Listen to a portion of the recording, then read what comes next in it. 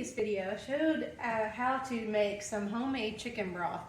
And if you remember in the video, I said that you leave it in the refrigerator overnight, or even for a day, or maybe even two, and that when you finished, or when you're ready to use it, it's going to have this top layer of, that's just chicken fat on there. And usually I throw that away. I do want to find out if there are different ways you can use that. I'm sure it's healthier than a lot of other stuff probably. But I was telling you that this, usually if I'm getting ready to use this like for some soup, which we're going to make in just a minute, this is what the actual chicken broth looks like, because this has lots of collagen in it. Do you see that? See, that's like a gel. And that's what makes this so good. Now, not every time. I think it has a lot to do with if you remember, go back and watch that video.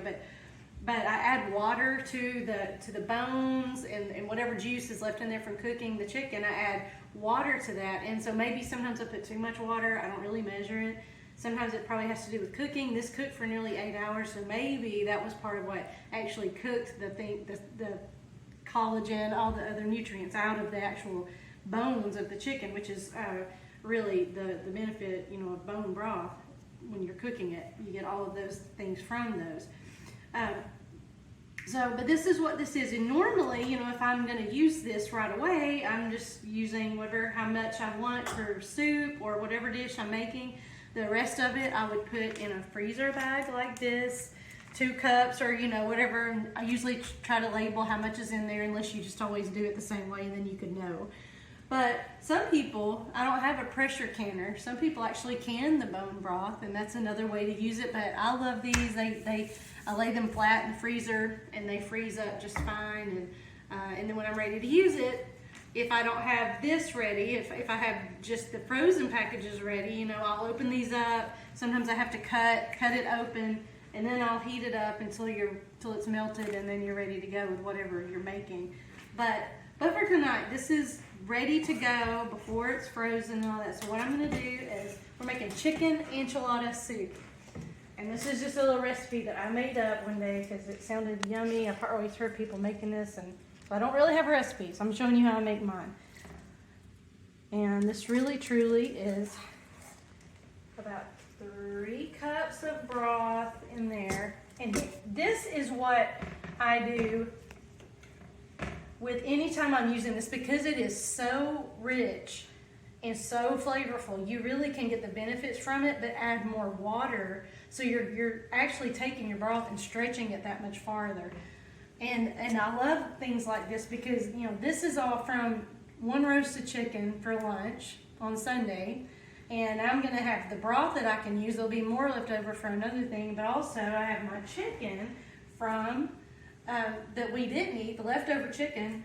And so this is stretching out to at least 3 meals, at least 2 full meals in the base for 3 meals on after the chicken. So this is why I love things like this. So I've got the broth turned on. What will happen when this is heated is it starts melting, and it'll be liquiding. So what I want to do right now is get some water to pour in there. I'm going to do probably about 2 cups, 2, maybe 3 cups in there. So it's almost 1-to-1 when I'm making soup. It depends on how much you want, and you may want to make it more rich, but that's a kind of personal preference, and you play around with it and see what you like. But I'm going to do probably about 2 cups of water.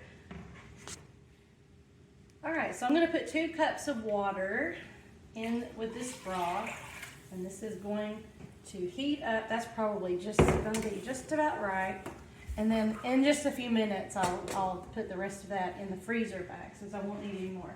Now, what I put in this chicken enchilada soup, of course, enchilada sauce.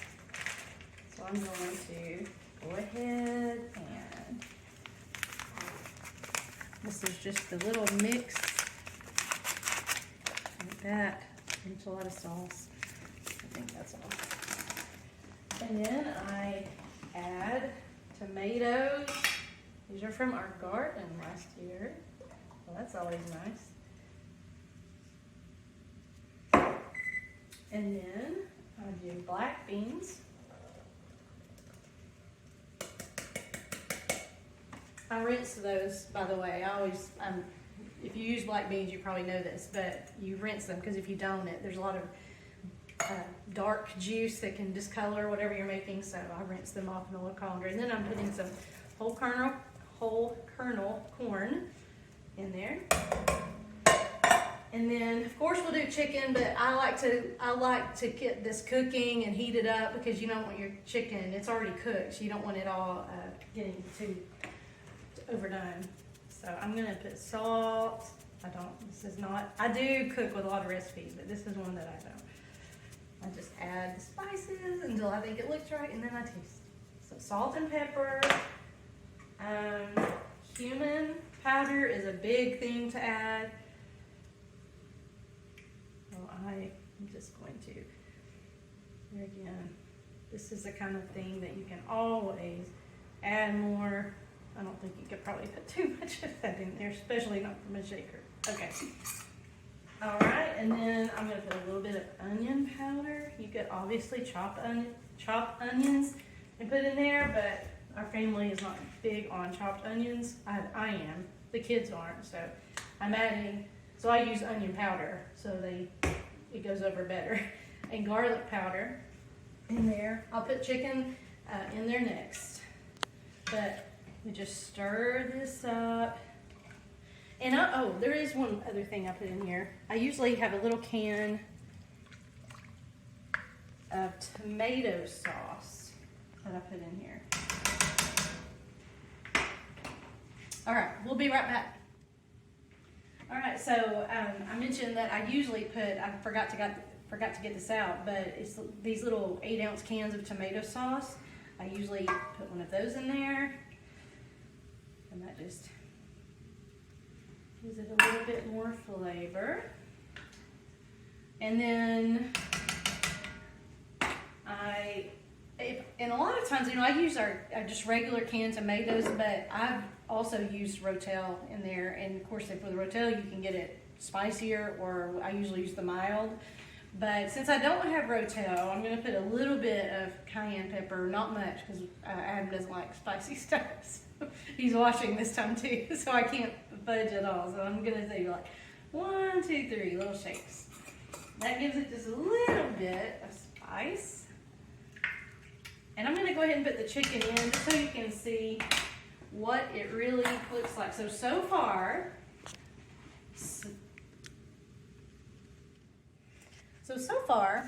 we've used our chicken broth, and we've used the enchilada sauce mix, and I put a can of tomatoes. You could do tomatoes and Rotel, or this is the kind of recipe with whatever you like and how much you like in it.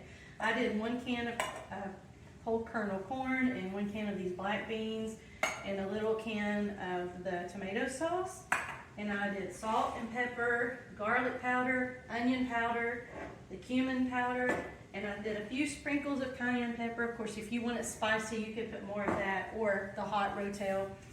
And so now, the last thing is I'm going to very formally put the chicken in here. I'm just using my hands because isn't that what regular people do?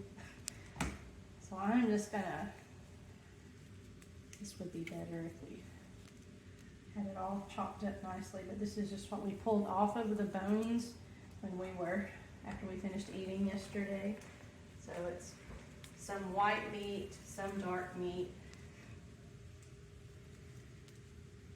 And this soup, right now this looks like it's pretty thin. A lot of times, if I really want it thicker, I will put another can of corn or another can of beans. I've done that before. Probably not this time.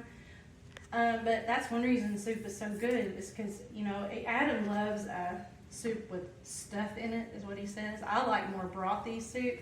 So this one will be, I guess, more for me. But also, it's a way to just stretch your budget, because you don't have to add a bunch of vegetables for soup for it to taste good, as long as you have a good base, a good broth base. And that's kind of why I like using this homemade broth.